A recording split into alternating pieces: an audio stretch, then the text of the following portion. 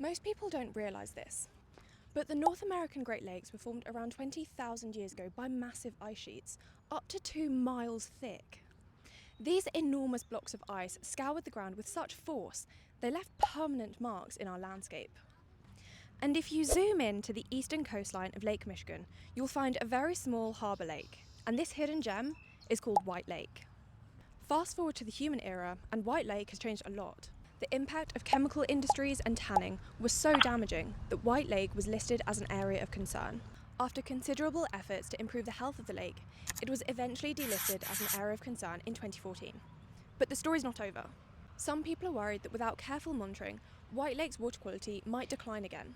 And the best way to understand White Lake's water quality is with real-time data, and that's where the White Lake Association comes in.